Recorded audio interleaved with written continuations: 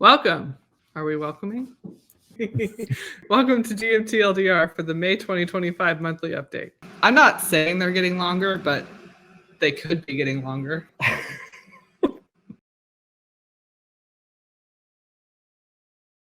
She's back. She's back. It's me.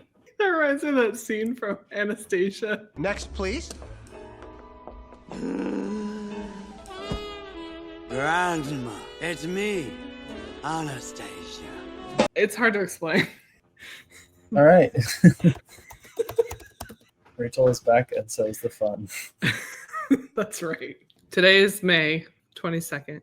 Today is May. It's gonna be May. Dean started with a few paragraphs talking about the company's culture, so if you want to read that, check that out. But it's too long to go over here. So we'll talk about some of the highlights about how is GMT doing. We've made progress on all of the action plan fronts that Gene wrote about last month, which is good. We've built cash reserves. The customer loyalty sale has been very helpful. Thank you to everyone who has contributed in that way. Thank you to people who have given donations or bought gift certificates to support us. A bunch of our team members are making progress on the updated shipping plan, and we are still looking for a way to print in the US. By we, I mean Kai, but so far still striking out. Just to elaborate on that a little bit, Kai had a note right here where she talks a little bit more about it. Basically, the die cutting of the counters is what is the hardest. A lot of places that GMT has talked to, it's just not the quality that we want, the die cutting of the counters specifically. Most of the other components, there are some options out there that might work. So we're still kind of searching. Kai has way more knowledge and information than we do. So as we said above, we're not perfect, especially when we're doing something for the first time. An example of this is that we had an Australia and New Zealand friendly shipping with our January shipment, and there was some miscommunication with the fulfillment company. We initially thought it was going to be airmail, but it ended up being sea. And so the shipment is now going to be arriving, we think, in June, and that's just not okay. That's not the timeline that we want our customers to receive games. We're looking into ways to make it right going forward, and we're still communicating with this fulfillment company about things to do moving forward. Yeah, and with the new shipping plan going directly with the customer, it shouldn't happen anymore. All right, we have 2 new digital games to announce this month. Mark Miklos' Saratoga and John Butterfield's Space Corp are both getting digital adaptations. I did see the demo copy myself of Space Corp at the GMT weekend. The guy who's designing it brought it and showed it to us. It is so cool. He has it on iPhone. He has it on iPad. He has it on a laptop. It can also run on Mac and PC, and it looks really cool. So I'm very excited about that. As someone who owns a Mac, it can be hard sometimes to covet a game that I want to play on Steam, and it's just not there. I feel Excited for that.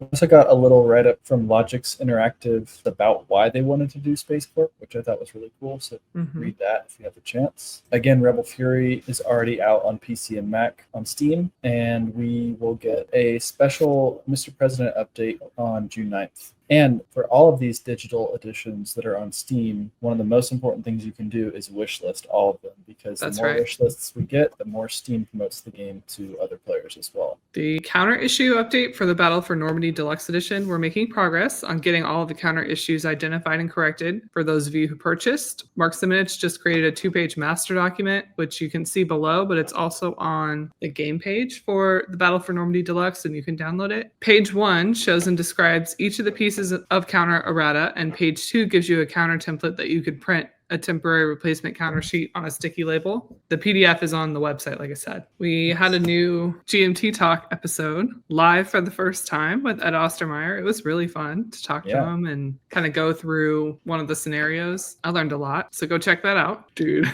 this is so cool. I looked at this, I was like, whoa, so different. Terry, he does it again. So cool. The little third eye with the green milkshake. Like 50s diner or something, but with horrors. Lots of designer interviews this month. Check them all out. For our P500 Additions this month, we have 1 new game and 1 reprint. We have a new Mark Simonich game on the Battle of Königgrätz, which takes place 3 years after Gettysburg, between the Kingdom of Prussia and the Austrian Empire in the decisive battle of the Austro-Prussian War. For lovers of Mark Semich games, I'm sure this will be another must-have. Congress of Vienna sold out within the first month. So we have it back up on the list for another printing. Any guesses on the new P500s on the horizon? A long-awaited game from Jerry White, an Old West-themed strategy game from Ben Knight, another new Combat Commander product, and a World War I battle game from Herman Lutman. I think that's the only one I don't know, the World War I battle game. Same.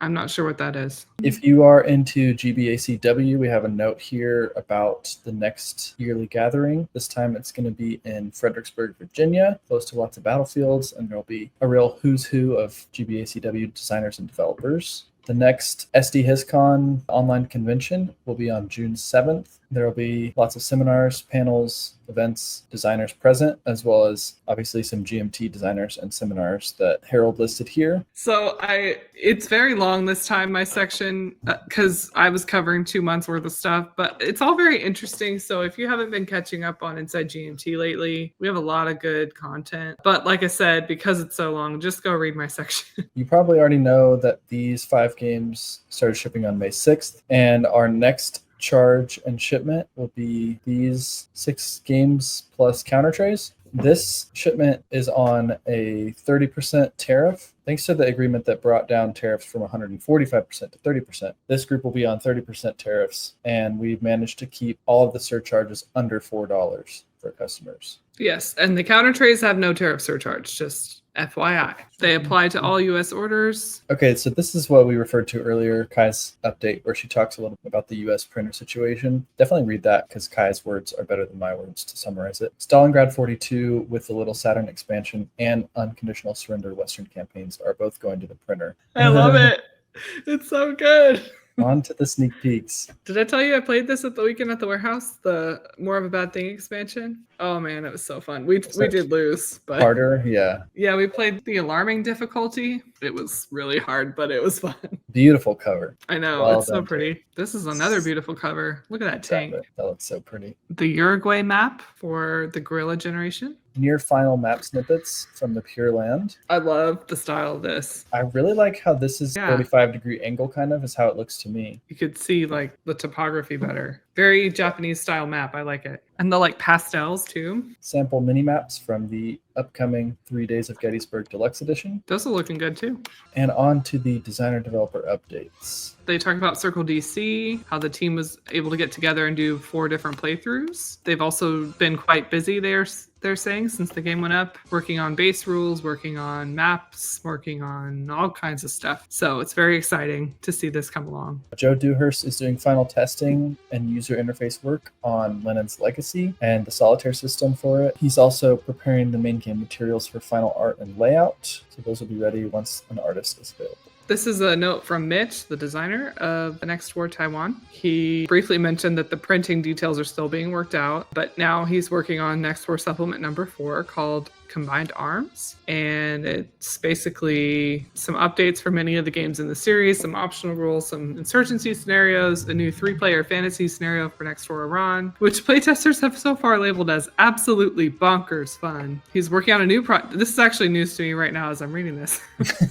I'm like, come on, you're burying the lead here. Tentatively titled Next War Flashpoints. The idea behind this is smaller footprint scenarios which use full advanced game rules, and you can experience the full game without the large time commitment. So that's really cool. You should be able to play most scenarios in 1 or 2 nights. That could be great for bringing new players into the series. Joe's update on Resisting Revolution is that he's been primarily working on Calixto, but in some of his spare time, he has worked on 16 new Cuba Libre event cards that will work with the original game and the 3-player variant. He's also making sure they'll be compatible with the Calixto system and the original non-player flowchart system, which seems like a lot of work. Got an update from Solitaire Tac Ops Ortona designer Non-Breaking Space. He's talking about that he's been working with the developer Evan Yoke on updating the rule set. They've also been incorporating the campaign rules into the base rule set. They've also been working on operational maps. He also mentions that he took the playtest kit to Circle DC and ran a demo with team rules, and players were able to play it, so that's cool. Steven gives us an update on Joe and Adrian's extended campaign game they've been playing through The British Way, Enemy of My Enemy, which included a narrow British defeat in Palestine, a narrow British victory in Malaya, and a devastating British surrender in Kenya. So next, Joe and Adrian have to play Cyprus, and Steven is betting that Joe will have a bold British strategy to reclaim some prestige.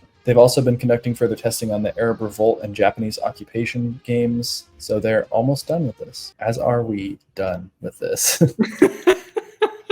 Nice one. Lots of info in this update, so you'll have plenty of reading time if you are going to read. Yeah, watch the TLDR. That's going to be at the top of the update. And then you can go back and read through the sections that you want to see more information on. Thanks for joining us, everybody, and we'll see you next month for another one.